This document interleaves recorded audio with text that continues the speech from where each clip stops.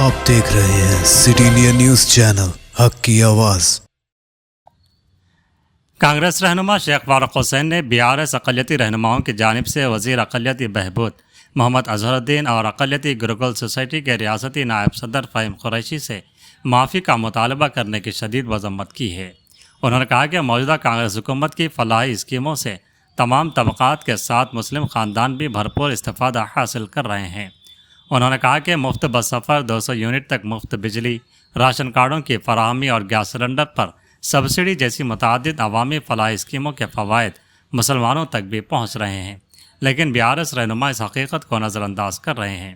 शेख फारूक हुसैन ने बीआरएस दौरे हुकूमत को तनकीद का निशाना बनाते हुए कहा कि उस वक्त के वज़ीर दाखिला वज़ीर माल महमूद अली ने अपने 10 साला दौरे इक़्तिदार में कभी भी मुसलमानों के मसाइल और हुकूक़ के लिए मुअस्सिर आवाज़ बुलंद नहीं की। उन्होंने इल्ज़ाम आयद किया कि महमूद अली ने अवामी मसाइल के बजाय सिर्फ पार्टी क़यादत की खुशनुदी हासिल करने पर तवज्जो दी।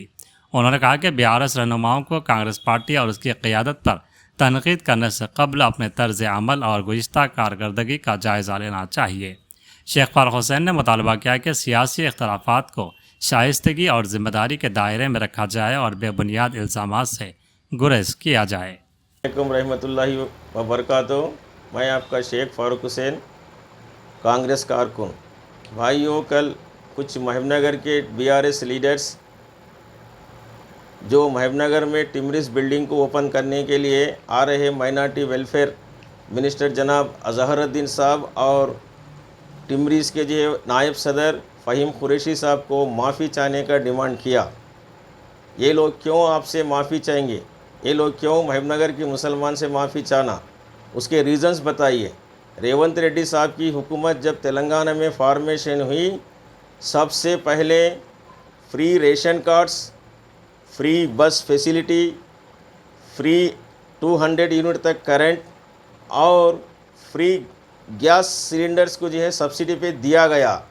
इन चारों स्कीम से क्या मुसलमान भाइयों को, मुसलमान फैमिलीज़ को फ़ायदा हो रहा है या ना हो रहा है? पहले इसका जवाब दीजिए आप। इसका जवाब देने के बाद माइनॉरिटी डिक्लेरेशन की बात करेंगे। माइनॉरिटी डिक्लेरेशन के जितने भी डिमांड्स हैं, उन डिमांड्स को पूरा करने की कोशिश हुकूमत तेलंगाना पूरा करके रहेंगी।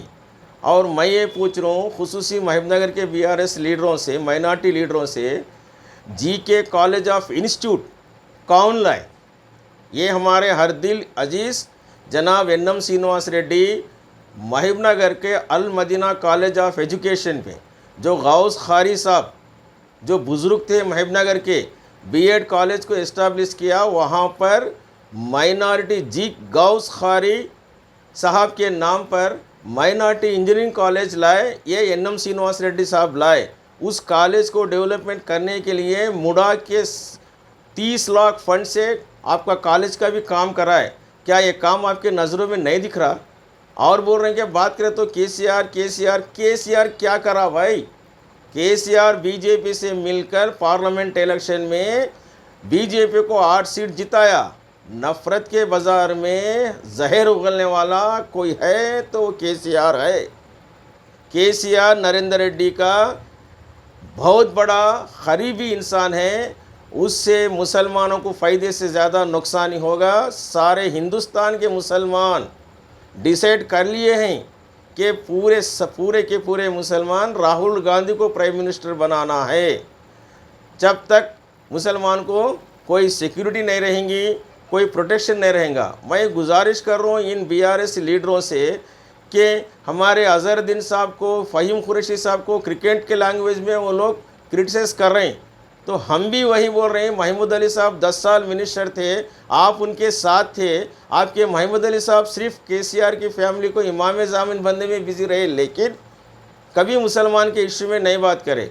वो बैटिंग भी नहीं करे, बॉलिंग भी नहीं करे, मुफ्त में सेंचुरी करने का क्रेडिट लेने की कोशिश किए। एमएलए इलेक्शन में सारे मुसलमान रंगारेड्डी जिला को हटा के सारे 31 डिस्ट्रिक्ट के मुसलमान कांग्रेस को सपोर्ट किए। मुसलमानों की ये गवर्नमेंट है। इस गवर्नमेंट टिमरिस स्कूल्स को ओन बिल्डिंग्स पूरे बनाकर मुसलमान बच्चों को क्वालिटी एजुकेशन देने के लिए कोशिश किया जा रहा है। इन कोशिशों को नाकाम करने की कोशिश बीआरएस पार्टी वाले ना करें और बीआरएस पार्टी वाले अपना तरीक़े को बदले और ज़बान को जो भी आइल फैल अगर बोलेंगे इंशाअल्लाह ताला ईंट का जवाब हम आपको पत्थर से देंगे।